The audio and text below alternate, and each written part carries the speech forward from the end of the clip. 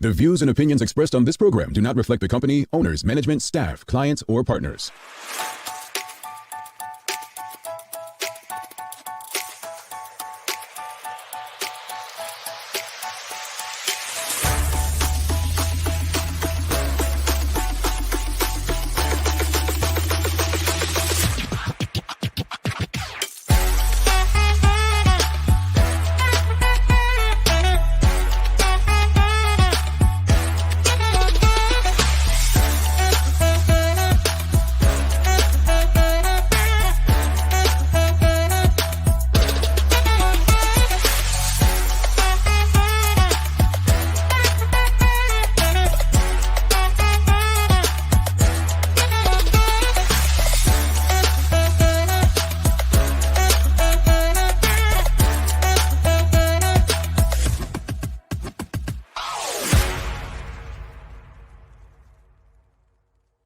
It's Friday, the 9th day of July, 2021. Welcome to the Daily Hour, brought to you by Medical House One Communications and Lindos. I'm Jamal Hartman, along with Michaela Ian and Sherry Vanderpool. Leanna Lambert will be with us in a bit to bring you the latest in her news break, but it is Friday, the last day of the traditional work week, ladies. How are you both doing? Listen, I am good today. The week is done. I can sleep in tomorrow. I'm good, yeah. Me, on the other hand, it's always something I gotta lock in once. It's like, okay. But I have missed you guys. Like, I feel like a stepchild. Yeah, it's been like 2 months, hasn't it? It's been a while. I know. What's been going on? What's happening? I mean, Michaela's been getting in trouble, just the normal. Michaela, yes. Every day, I'm a rebel. What can I say? Good stuff. It's what she does. But yes, good morning to everyone out there, and thanks for making us part of your daily routine. Another good one to end the week as we have Lisa Howie. She's stopping by to discuss the arts. The daily play is the feud, so number one answers only. Yesterday after the daily play, Sherry, because Michaela really is good at this stuff apparently. Yeah. And, of course, you're very competitive, ready to take someone's head off, step on their toe and all that stuff, right? And people were like, yo, bro, just stop. You can't do it. And I'm just like, yeah, I thought yesterday is one header. I mean, she stopped, she thought, got little crickets, and then she just said the answer. So hopefully today's feud will be a bit tougher. I doubt it because these two are just, they're nerds. They're nerds. I mean, they nerds. Yeah, well, I've never been called that before. I have. Well, that's what you are. Take it as a compliment, but a lot to get through. Actually, it is Friday, and my phone screen won't turn on this morning, so I'm taking that as a sign that, folks, I'm not ignoring. Well, I am ignoring you because of my phone. So take it as a sign to you as well that I'm being told to ignore anyone who's trying to get in touch with me today. Hello. So, I'm not even going to be in a rush to go get it done. Well, maybe I have to for work, but yeah. You don't know who's trying to contact you, but then that's what wives are for. Look, we have a lot to get through. First off, since you were last on, Sherry, the Atlanta Hawks, that's your basketball team, right? Yes. What happened? Because I haven't been paying attention. Your team, but you don't pay attention. I didn't. I've been busy. Mm-hmm. And my friend and I'm going to Atlanta. Like, okay, tell me what happened. You said what happened, and well, nothing happened. They're where you are right now. Actually, they're not playing basketball. So right now the NBA Finals is happening, and the Phoenix Suns went up 2 games against the Milwaukee Bucks. Yes, folks, those are 2 teams that actually exist. I know you're probably like, who? Right. But that said, I would like to write to the National Basketball Association on behalf of all the people that have to stay up late to watch the games. I think it's a bit unfair that agree. We have to stay up so late to watch the game. So I think that they should make the games earlier. Noon would be great for me, but it's not about me, of course. Like 4 p.m. at the latest. Exactly. At the latest. Exactly. Got people staying up late. But look, we have a topic to talk about. Yeah. It was a headline in the newspaper yesterday, and it really rubbed a lot of people the wrong way, to the point I know people were probably contacting you, and I got quite a few texts asking, are you guys going to touch on this? Are you going to touch on this? And the headline in the Royal Gazette was trusted venues will not have to apply for exemptions, according to the minister. And first off, let's talk about the headline, because the headline, and then we go to the story. Jump to that headline. Now, some people will say it's being sensationalized by the RG. What does that headline say to you? Any trusted venues get exemptions. It says that one venue is better than another. But let me play devil's advocate. The two words together, trusted venues, came from the minister. It didn't come from, this isn't a case of the Royal Gazette making something up. So the minister has said trusted venues. So I don't have an issue with the headline. The headline is a fact, because that's what the minister said. But saying, let's say it was it's a memo from the minister, and I'm glad you clarified that, because we literally were talking about headlines earlier this week, right? Right. And I think it's important to even state that the minister now overseeing this is Dr. Ernest Peets, right? No longer the Minister of National Security. But when you read that, right, when you see that headline, the first thing comes to mind for me is, what kind of bias, implicit bias, is going on here?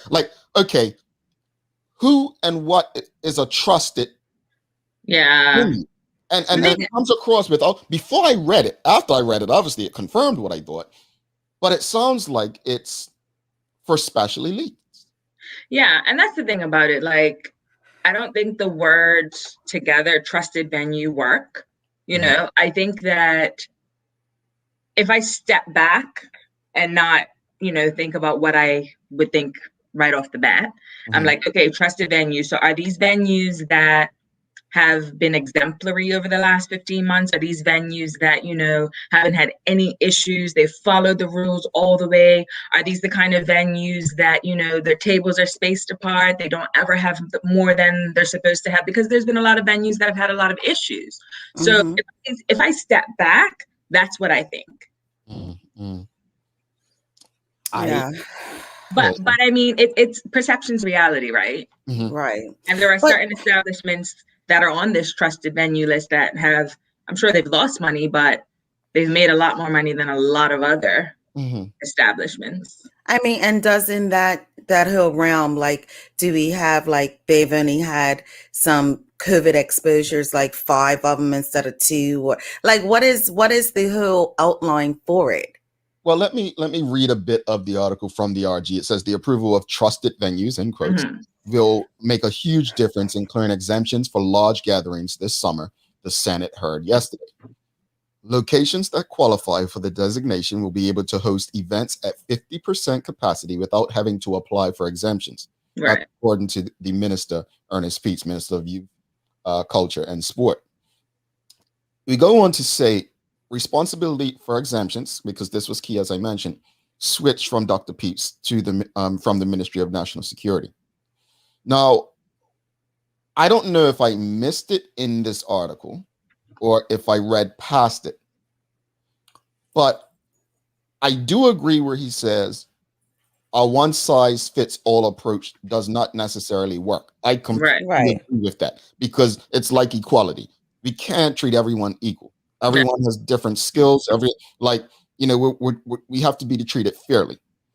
But what I'm missing is what eliminates bias from taking place in this situation.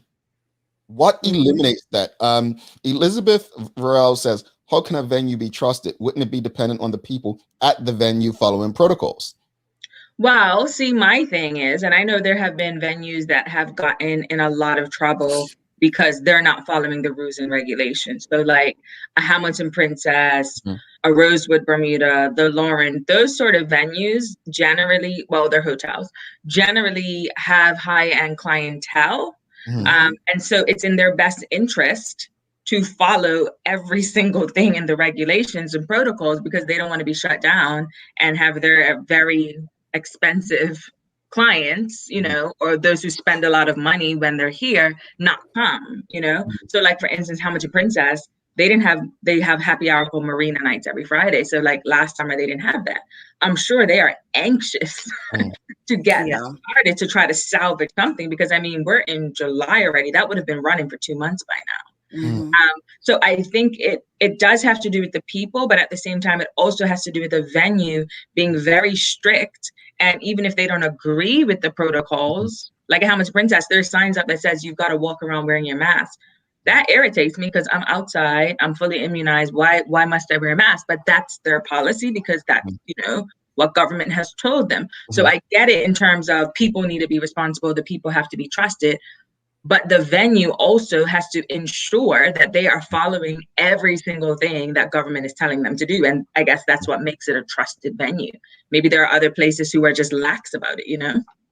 But what do you do when you fall into that category? You fall into that client that says, "I'm not wearing my mask," you know, I have money, and you know, I'm vaccinated, and that's just not what I'm gonna do.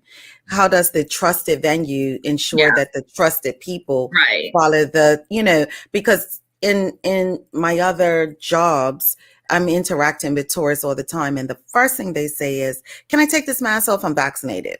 And I'm like, yeah, you know, you could do what you like in that sense, but just because you're vaccinated doesn't mean that, you know, you're not going to get COVID either. Well, so it's, Simmons says that basically, back to the original question, it's more divisiveness. And Elizabeth actually makes another good point.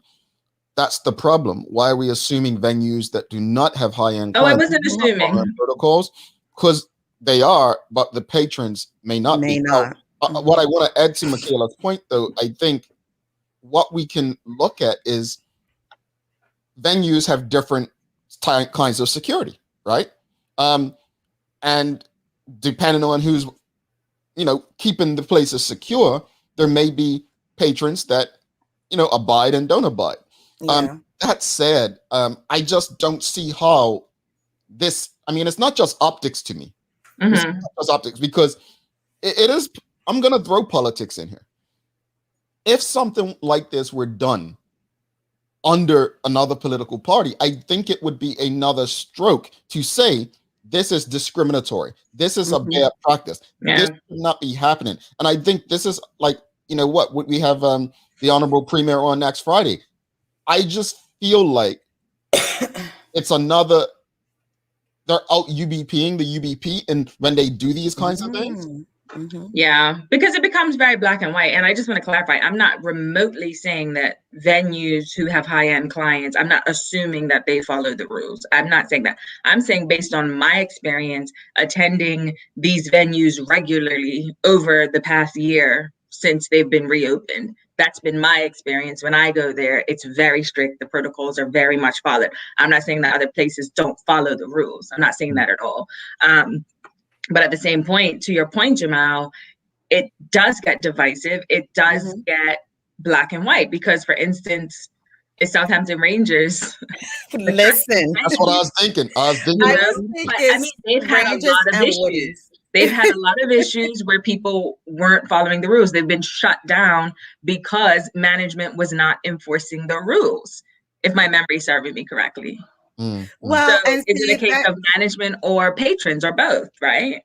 And then there lies the issue again, because who's being policed more? Is all venues being policed the same, or are our hotel high-end clients being policed less? I'm just playing devil's advocate in that sense. I see more police presence at, you know, Woody's, Rangers, and all of these other places, but I don't see them at these other places. I remember this was a couple months ago. They had a big issue and got shut down because, again, management was not, and if my memory serves me correctly, management was not following the protocols. So I agree with you. But I mean, if I go to somewhere like Southampton Rangers, I'm more likely to witness an altercation than I am if I am at Tucker's Point having happy hour. You know what I mean? Yeah. Rick Olson says it seems like a pay to play, right? Catherine Kemp says it's okay to say our name. Okay, Catherine Kemp, I said your name, I think. Rick Olson says, basically, the policies that are implemented all say the same thing. Locals can't be trusted. Woo. That's rough. Whoa. Well, and it is rough because locals do attend the Lauren. They do attend Tucker's. They do attend, Hamilton Princess. Absolutely. And I think that's not necessarily the issue. We're looking at the community clubs that are around the island. Are they included in a trusted venue? And again, not all of these places are policed or the managers aren't doing policing just as much as they're not doing in the community clubs. Yeah. I just want it to be fair across the board, which we know that's different. No, I don't think it would be. I think that, I'd be interested to find out how a venue becomes a trusted venue. I would imagine that they look at police stuff, right? Like look at records of whatever. And I guess they look at, the past 15 months and what's going on there. I just don't like the term trusted venue because it makes right. So there are other venues. I don't mind the policy. I don't mind in terms of like, okay, this venue is doing whatever it's supposed to be doing. And that's why they're allowed to have their happy hour event with 300 people, whatever. I think it's the term trusted venue because, and this comes back to everything, perception is reality. If you're putting it out there in this way, it comes across as divisive. It comes across as properties or venues that have money, that attract high-end clients. They're fine, but the other ones aren't. And that's where the issue lies. And let's look at the word trusted. If I trust you, so that's a good thing. Is when I don't trust you, that is an issue. So if I'm not on this trusted venue list, so I'm on the I don't trust you. Right. So because it's already got a negative. That's what it comes across as, right? Because you gain trust by being honest. Right. So it becomes a negative connotation, I would love to see a list. I know they named some hotels in there, but I would love to know if there's a way we can find a list of, what's considered a trusted venue, because I think it would expose what's really being said by using the term.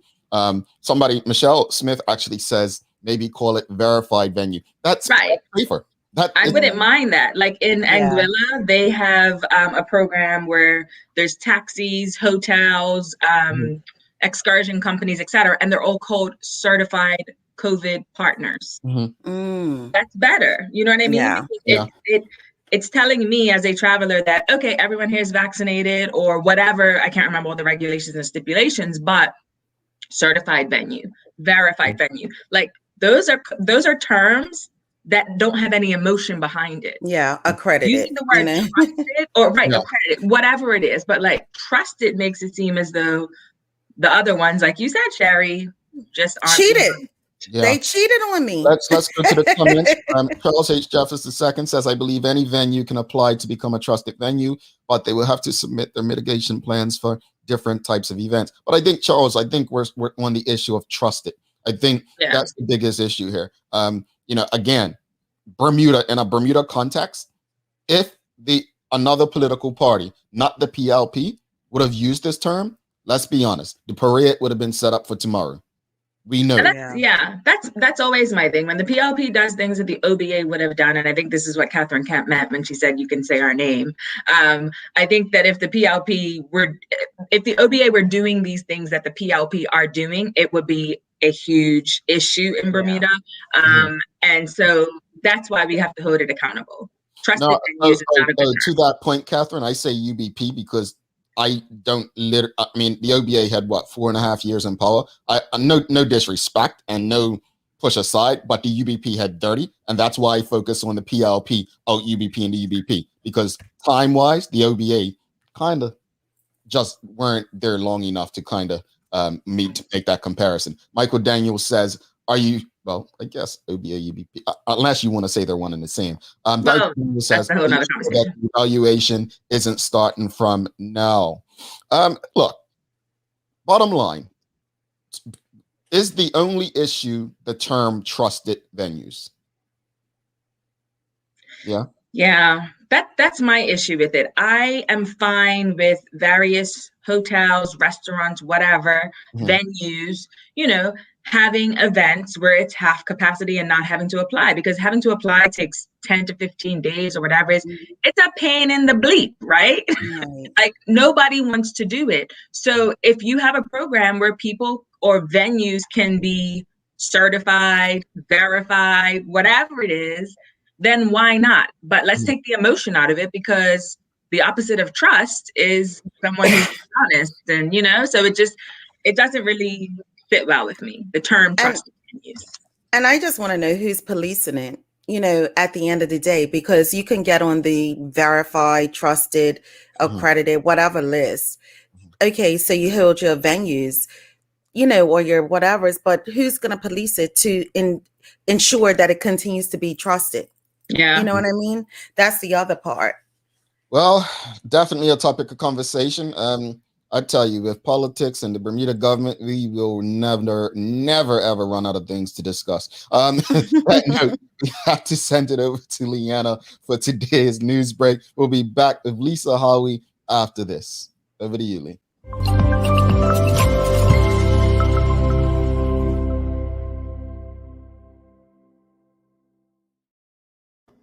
Thanks, Jamal, Michaela, and Sherry. TGIF to everyone tuned in with us both locally and abroad. I hope everyone is having a great start to their day and are ready for the upcoming weekend. I'm Leanna Lambert, and it's time for our daily hour news break. So here's what's going on in today's top stories. A police officer fired last year for gross misconduct has lost his appeal against dismissal. Oswin Piera was terminated from the Bermuda Police Service after he was accused of turning off his body camera and hitting a teenage suspect with a baton. Now, he was immediately dismissed without notice in January 2020. In a statement yesterday, the BPS welcomed the ruling by the Court of Appeal. Police Commissioner Stephen Corbishley said it marked the second time the BPS faced an appeal over the matter. He said, quote, "There has been much publicity given in this case by the media, with the published judgment now articulating in detail the circumstances of this matter." He added, "It is essential that the public have trust and confidence in police officers, and it is right that the BPS sought to defend the conduct panel's original decision to dismiss Mr. Piera without notice, which has been upheld by the Court of Appeal," end quote. Despite the much-needed rainwater the island experienced yesterday, the torrential downpour unfortunately left a few Front Street stores flooded and needing emergency services. Fire and rescue services were called to a report of the flooding to the rear of the Calypso store at 10:35 yesterday morning. They say it took 6 firefighters to pump out the water. Then just after 2 p.m., 4 firefighters responded to a report of smoke emerging from the A.S. Cooper building, which was apparently caused by water entering the vault and making contact with electrical equipment. The BFRS ensured the fire was extinguished and the water was removed before the issue was corrected by technicians from Belco. In other news, a song commemorating the life of Mary Prince has been released, with a number of local musicians combining their talents to pay tribute to the Bermuda national hero. The words and music are by Greg Morrison, and it was produced by John Warridge and Just Platinum Recording Studios, and others including Shinieri as lead vocalist and many more. Now, born in the late 1700s, Mary Prince, who authored a book detailing her firsthand experience of being enslaved, helping to galvanize the anti-slavery movement, was recognized as Bermuda National Hero in 2012. And last year, the island officially recognized Mary Prince Day, with the second day of Cup Match being named after the iconic Bermudian. And we are sending a huge congratulations to Najai Tucker, who has reached yet another milestone in his career after signing his first professional contract at English Premier League side Burnley. The club made the announcement yesterday that the Bermudian winger has agreed to the terms of an undisclosed deal, having completed his scholarship at Turf Moor. 18-year-old Tucker spent 7 years coming through Burnley's academy setup and featured for the club's under-23s, who just missed out on a place in the playoffs in their first season in the second tier of Premier League 2 last season. Now, the Bermuda Youth International is among 7 players who began life as professionals, having signed their first professional contracts as Burnley's under-23s return to start preseason training on Wednesday. Now, it is likely that they will be a part of Burnley's squad that travels to Scotland next week for a training camp at Stirling University. Turning to today's weather, we have a high near 83 and a low near 76 degrees. Skies begin to brighten. There is a chance of an early shower, but the front will tend to dissolve while the high becomes stronger towards the weekend. Therefore, skies brighten and showers chances fade, though the humidity continues. That's all for our daily hour news break, but I'm wishing everyone out there a safe and enjoyable weekend. Let's head back to Jamal, Michaela, and Sherry in the studio for today's Daily Focus. All right, Lee, thanks so much for that. We're going to take a quick break. We'll be back with Lisa Howie after this. Hi, I'm Karen, a nurse at the old folks home. These long hours used to kill my feet until my hairdresser told me about a great place to buy a pair of clogs. Medical House. Finally, relief. They also carry uniforms in bright, bold colors, and not to mention the support stockings. Karen, Miss Saltus bet her bet again. Oh gosh, these days, I need all the support I can get. Medical House has relocated next to the Dendy Town Field, number 6 Bakery Lane, Pembroke. We're spotlighting our old friends Woodstock Farms, who started up 50 years ago in the belief that we need more trustworthy natural food sources. Starting with one product, their line, mostly certified organic, is now more than 250 strong in 10 categories. This month we're featuring accoutrements of the barbecue, for us the pinnacle of home cuisine and one of the few forms of restorative recreation now within our reach. Try Woodstock Organic Sweet Relish, Tomato Ketchup, Baby Kosher Dill Pickles, Sauerkraut, and Hickory and Original Barbecue Sauce. Lindo's, why go anyplace else? Welcome back to the big show. Michaela and Sherry Vanderpool, myself, Jamal Hartman. It's the Daily Hour brought to you by Medical House, One Communications, Lindo's, and our friends over at Channel 82, where you can also stream this and many other locally produced shows. Before we bring our guest for the day in, just want to, Charles Jeffers actually said something. He said, why don't we call it Get Bermuda Back Open Venues? That's the goal. No. Charles, no, it's not. According to the government, goal number 1 is the health and safety of the people. Getting Bermuda back open does fall within there, but that's not I would say, the goal for most people. Mm-hmm. That's at least what the government says. So, I mean, I would hope that the eventual goal is to get the island back open. But if that's the case, if what you're saying is the case, then most people would just say, well, open it up. Yeah. So I think we just have to keep things in context as it relates to how it's being done. Some people feel there shouldn't be any rules. Just open the country up. I'm not saying I agree with that. Let me just be clear. I'm just kind of stating that, it's the way things are being handled. And luckily, Sherry and Michaela are going to be joined by your Honorable Premier next week.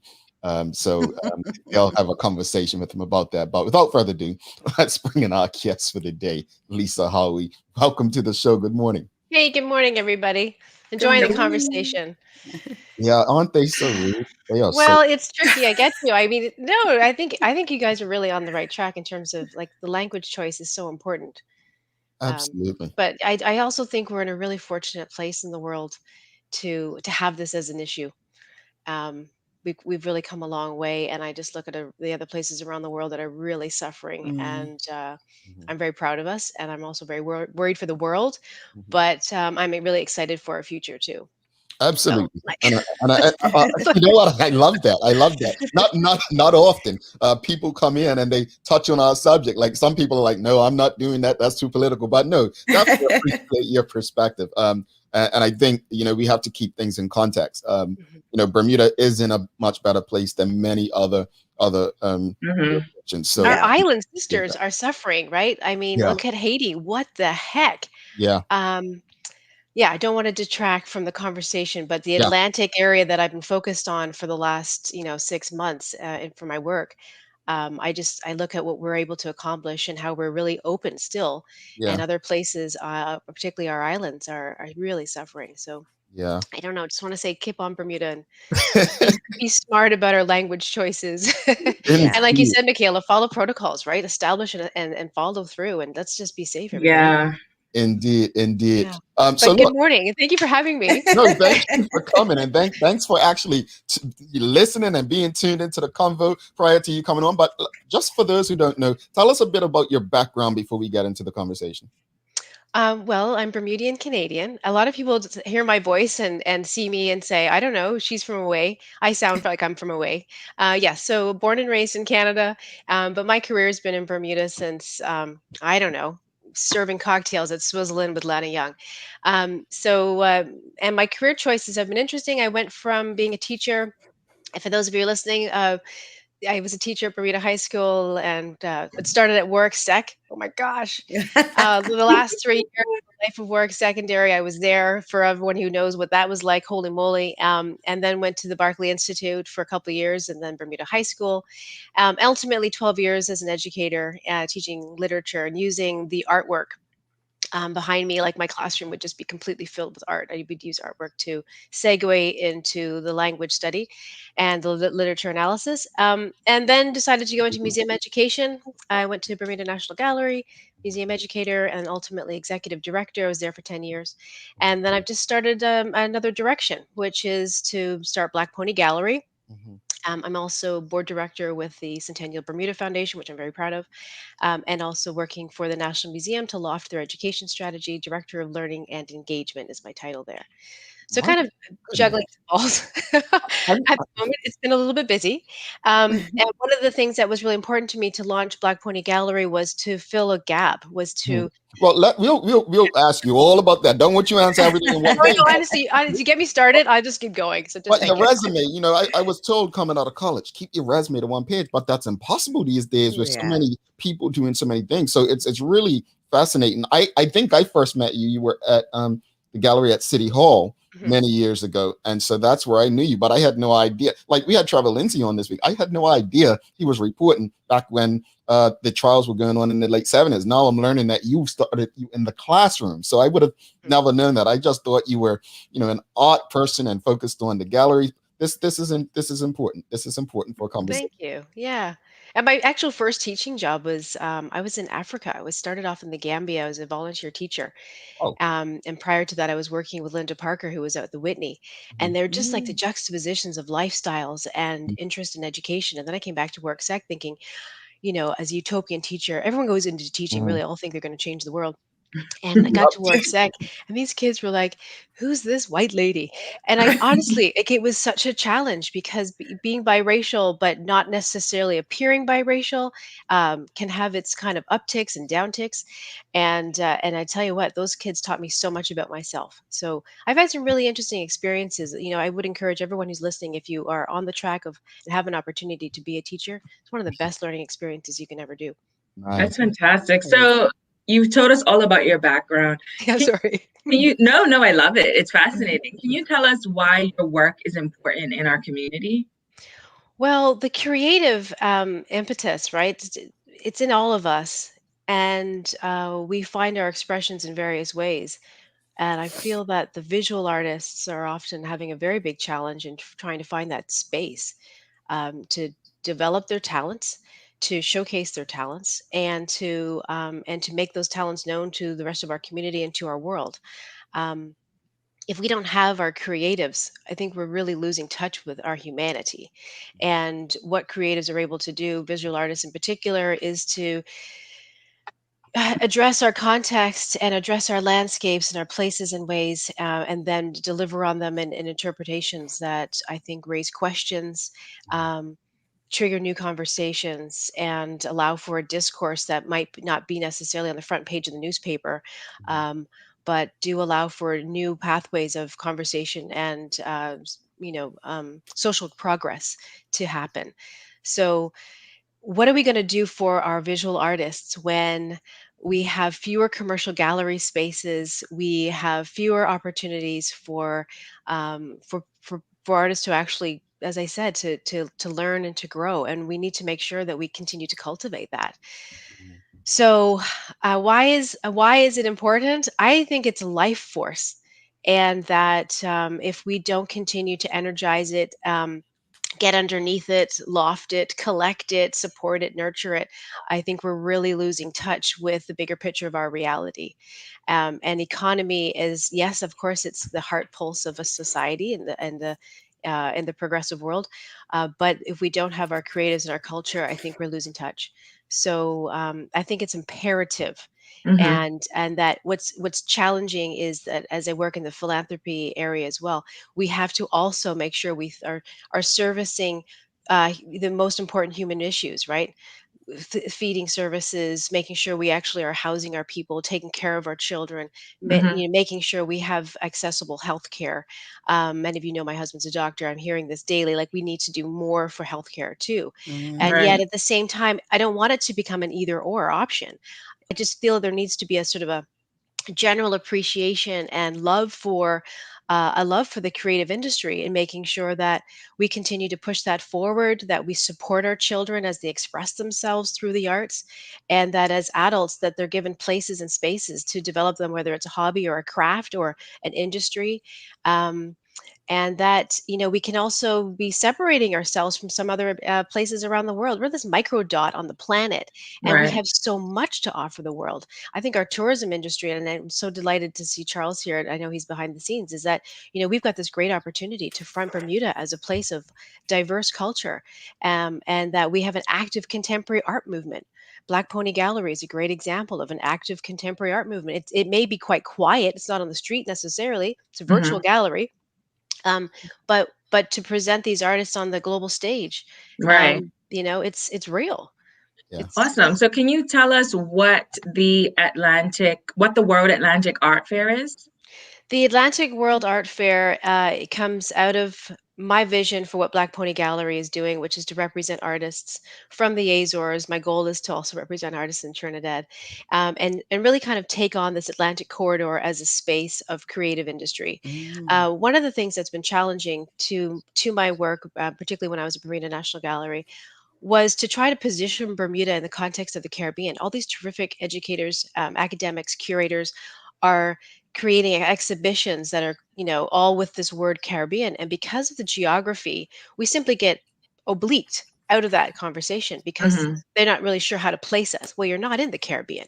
Um, well, the history is, if we hadn't been this beacon on the Atlantic journey from from the European countries going south, uh, we wouldn't have been able to have done that discovery.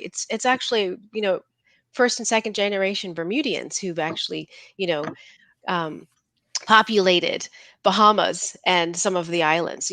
So our history is very much connected to the Caribbean islands. Our cultures are extremely informed. The transatlantic slave trade, of course, and all of us through the Atlantic are all part of this intersectionality of culture, and it started to appear as an opportunity that just couldn't be missed. And so while I'm doing this work for my own space called Black Pony, I realized here was a great opportunity to work together with other galleries on the sister islands, and then we also had a gallery representative from Suriname, in order to be able to reframe the discourse and reposition ourselves within something that's larger, bigger, and more interrelational than this kind of the archipelago of the Caribbean. Mm. And Well, part of this also, it's very interesting that I started Black Pony in July, and then I connected with the National Museum and started with them in September of the same year. And I didn't realize that the Atlantic World History was such an important project to them. And it was sort of this interesting serendipity that I've had the chance in the last 2 years of working with the National Museum to develop my own historical knowledge, to really actually understand better what I'm doing for the Atlantic Art Project. So it was sort of really guided by intuition that this is something that needed to happen for our local artists, to find a space for them to get into the global realm, with a virtual space on Artsy. And then it seemed like a natural step then to create a fair. And yeah, I'm delighted to have had won the support of Butterfield, and also the BTA, who jumped on to support me with some marketing and promotion, and delighted that these happened to be 8 other women gallerists, and curatorial projects, who, as soon as I positioned it with them, they were like, absolutely, yes, I'm in. And it's been a dash to the start. I mean, this was a project that was approved by Artsy on March 2nd, and we went live with the fair on June 1st. And, Awesome. and every single piece every brick had to get built. Yeah. Well, how awesome is that? And, Thank you. in addition to that, how important is it to recognize Black owned art? Well, Black artists and I think Lana spoke to this last time she was on with you too. Like, there's a real opportunity that's happening right now for people of color to finally get their front position. It's remarkable that it's 2021 and that's the conversation, but that's where we are. And I really hope that the gallery, that the fair, that we can continue to do the good work for, yes, people who are brown and identify as brown, black, but I really want to make sure too that we're really looking through and past that as well, and looking at creative talent for what creative talent is. I really don't want to see myself always having to follow a matrix, and making sure I'm doing the right thing. I really want to be I want to really want to be behind good artists doing great work for themselves, for us in our world. and Right. and I hope that some world soon we can move past that racial, these kind of the racial profiling, that, Hmm. while it can be beneficial, and in this moment it seems to be, we also know that it can flip too. And I just want to see that we are, as a humanity, that we're progressing the conversation positively, um, and ethically, and doing it right. Yeah, Well, that's a challenging question, Cherie, because yeah, and being biracial, right? I don't necessarily look the part either. Um, right. and so, I mean, culture type. I don't know if you guys know Valerie Valentine, and she and I were talking, and she said, "Gosh, Lisa, I would never have known, if you didn't tell me about your racial background. I would never know." And Mm, I have no problem explaining who I am and my identity, and I push it forward because I'm proud of who I am and I'm proud of my right. diversity. Um, yeah. So I really hope that we are able to manifest our creativity in our community, and not find ourselves always pushing our youth to make choices between, you have to go into insurance because a house costs $1 million. And I agree Right. that, yes, that was the reality. And as a parent, I'm sure you got to say that. But at the same time, we have to find ways in which we can nurture those spirits too. Um, and Well, make with sure, that yeah. being said, Mhm. in regards to the youth, for years, many young Bermudians in the art space have been asking for more resources and support. What can Bermuda do to provide artists with the tools to succeed, to do more, and go further? Well, funding is the big issue, right? Because if you have the funding, then you can engage young people to take on, whether it's scholarships, to study the arts, or to get them opportunities with, internships. Hmm. Internships are life changing. And it'd be wonderful for Bermuda to develop an internship program where we send our youth, our talents over, whether it's to other islands, whether it's a trip to Ghana, whether it's a trip to Washington, and find, museum partners to connect with. Studio Museum of Harlem, for example, is a brilliant internship program. Um, Edna Manley in Jamaica, the West Indies universities. We've got a lot of assets right at our doorstep. I think it's really Hmm. about someone to sit down and connect those dots. And the college, Bermuda College, I think can do only so much.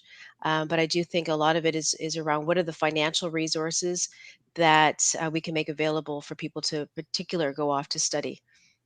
It sounds like you'll be a great mentor to many. Thank you. Oh, thank you. I do have mentorship as one of the options, through Black Pony, but consulting, um, it's kind of sort of fallen away a little bit because I've been so ramped up around really trying to get the capital, and Mhm. the artists need to be selling their work in order to continue to make their work. And so that space is really important too. Yeah. If you have any questions or comments for Lisa, please shoot them, and we will do our best to share as many as possible. I'm on Twitter. I'm a big Twitter guy. That's my space of entertainment on social media. And there's often so much conversation, almost on a, I want to say daily, but let's say weekly, every other day, about this art spaces in Bermuda. As I'm just going to piggybacking on what Sherry just asked you. But people they just don't feel they have the opportunities in Bermuda. What advice would you give to those who are interested in growing in the arts, right? But they've just been so discouraged, and they're like discouraged to the point that due to the lack of support, they're like, I'm leaving Bermuda. I'm going. I'm done. I can't take it. Nobody supports us. There's no space. There's no, like, what advice would you give them? Well, it's kind of like what I'm doing with the gallery and with this fair, which is if it's not there, can you find a way to build it and make it? One of the things that I've been brewing on for a while is a cooperative art space. I was actually looking at. I submitted a proposal to revamp the police station up in St. George's as an art cooperative. I think that yes, there's something in going away to get the skills to network, to rally up some financial support wherever it's available, whether it's from the Arts Council, whether it's from the museums here. But I also on the side too, as an like as a cultural entrepreneur, that there might be something in finding the team to work together to build what's missing, Mm, and to bring it home and to make that happen. Because we can't just sit on the fence, can't fall off the fence. We might just need to transcend the fence and build another building in order to make it work. And I don't know if that's a decent metaphor, but and I know sometimes some people aren't necessarily the leaders and the builders. mhm, But I think if you tell your story and you tell your story to some of the right people, that you may be able to find those.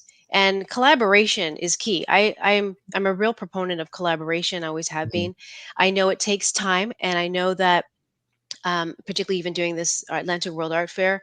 mhm. Um, I'm the front line of it, but I wouldn't have been able to do it without the support and the networking and the assets that the team behind me all brought on, these other 8 other galleries.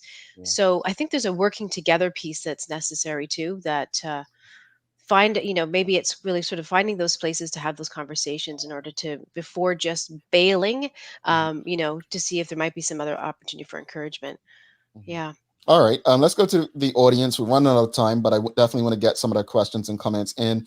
I think it's Adelia Fox is asking, where does a parent start with a child who is interested in art? Mm. Well, we do have some terrific art programs going on island, whether it's at Bermuda National Gallery, whether it's the Masterworks Museum of Bermuda Art, Kaleidoscope Arts Foundation. Um, so there are places in order to, that are available.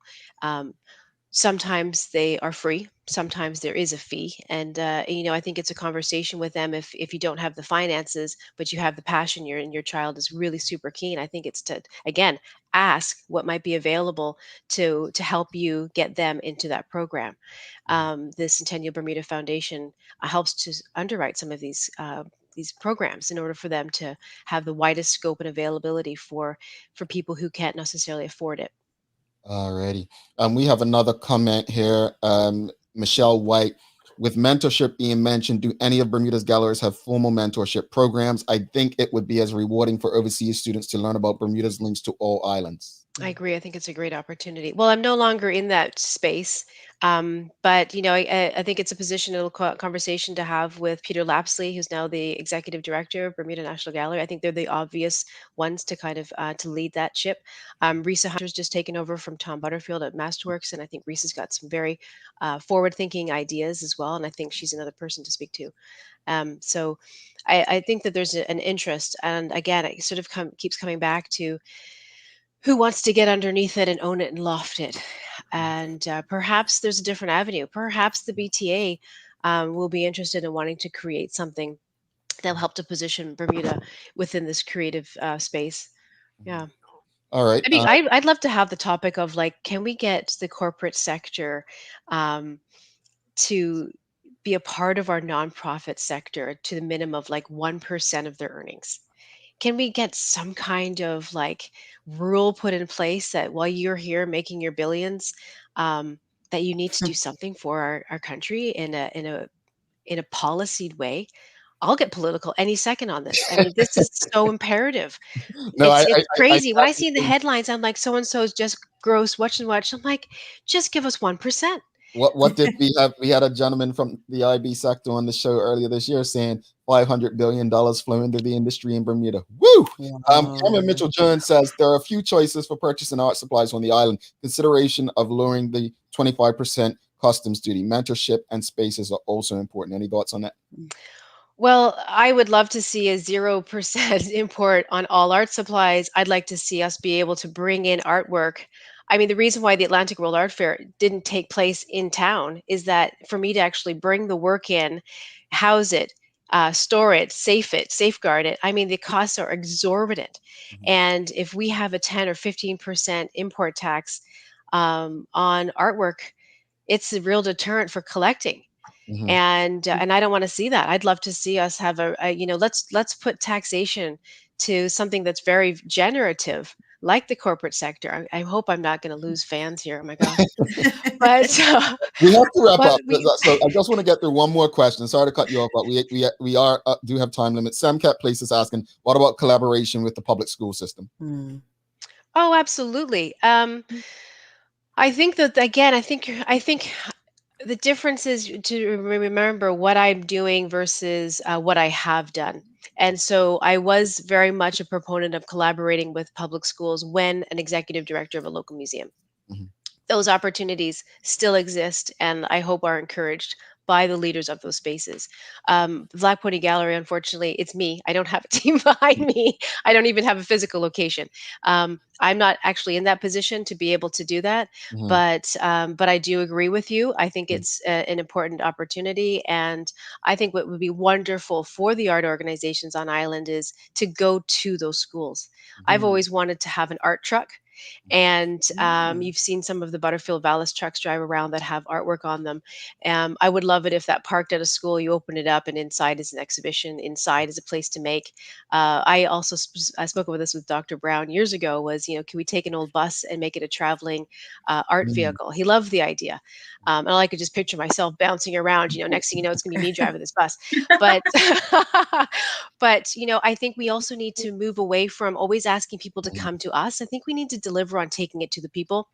I think the vaccination program has proven that it's very successfully as well. I think sometimes our particular culture likes to be brought to, we need to bring it to. I mean, when I was a kid, I used to go down Shelley Bay and get my library book.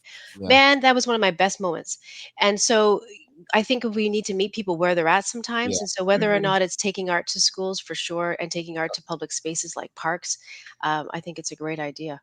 Indeed. And it's been a pleasure having you. Elmo Warren, just before you go, says we need to sell it to IB, not just nonprofit, but investment. Exactly. Definitely. Thanks, Elmore. It is an investment. Absolutely. And that's why I'm so proud of Butterfield getting behind the Atlantic World Art Fair. So I'm looking, Charles Jeffers, you're coming next. Speaking to him next week, I hope, and we can continue the conversation.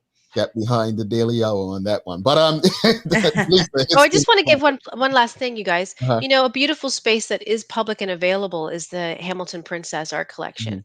And I give again, I'm plugging myself, but I do give art tours there. And that's a great space to go and to take your young person or to take your guests and to have a contemporary art experience that does not exist on this island. Yeah, the art there is very, very good. I mean, it's one of the most attractive things about that. Lisa, it's been a pleasure. Thank you so much for coming on, sharing so much about what you're doing. I must say, when it comes to art, I didn't realize it could be so therapeutic, even though you're not good at it. I mean, let me speak for myself. I may not be good at it. It is so therapeutic, but yeah, it's something that I think, when I look on Twitter and I see so many Bermudians, we definitely need to do more. But we are out of time. Thanks again. We'd love to have you back sometime in the future. Love to come back and love to talk about how to start an art collection. Ooh, that'd be fascinating. All right. Thanks so much, Lisa. Okay, all the Thanks, best. Lisa. Thanks so Bye. much. Bye. Awesome conversation there with Lisa. Do not go anywhere. We will be back. We are almost out of time, but we're gonna do the giveaway. We'll do a giveaway, and we're gonna stump these two here. Whatever. Yeah, we're gonna stump. Yay.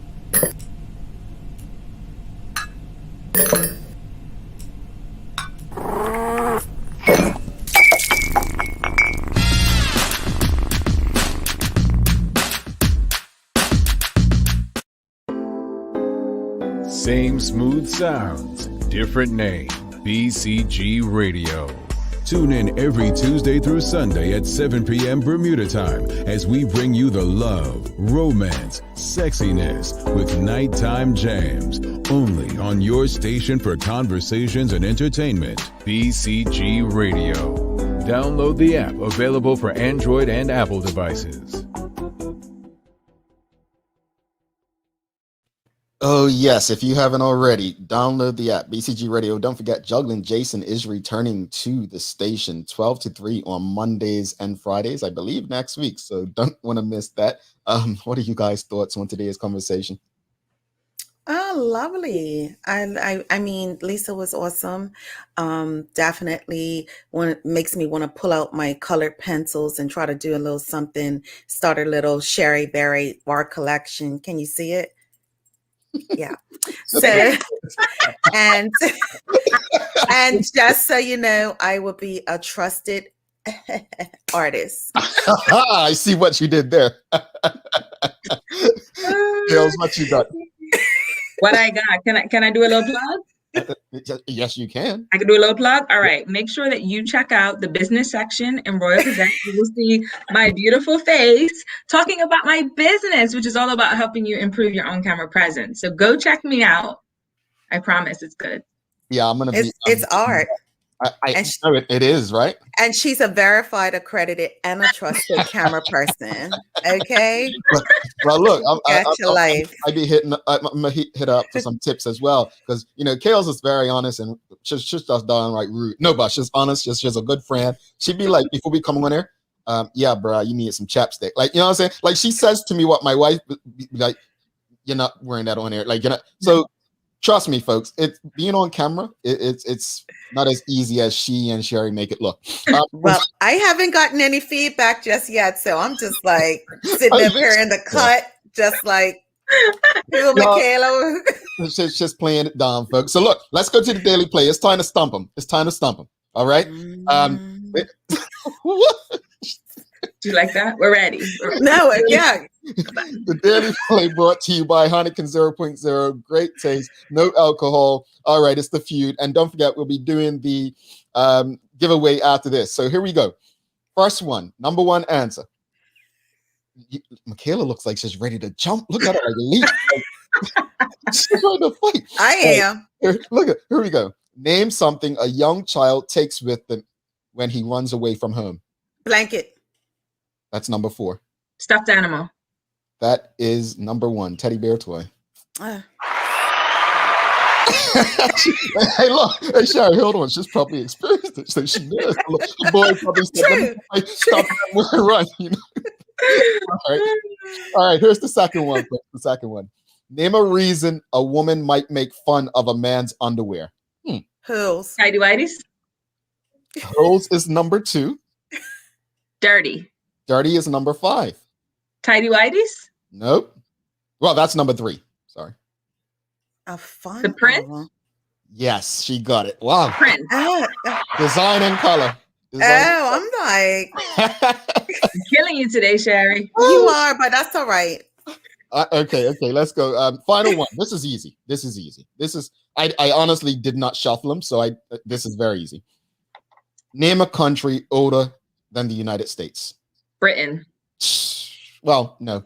England. There you go. I was like, I didn't get that. That's too easy. Those were easy. I mean, I feel like that's easy with you guys, though. even though Sherry was a bit off today, right? She was just a tad. Just a tad. She still was good. She was still good. Yeah, I had a long day yesterday. All right. So I'm gonna put it on that. All right, for the giveaway, folks, get the hashtag. You know what it is. Hashtag the Daily Hour today. That's what you're gonna get. For your chance to win today's prize. It's hashtag the Daily Hour. So get your hashtags in while Michaela gives us the daily inspiration. Yes. All right.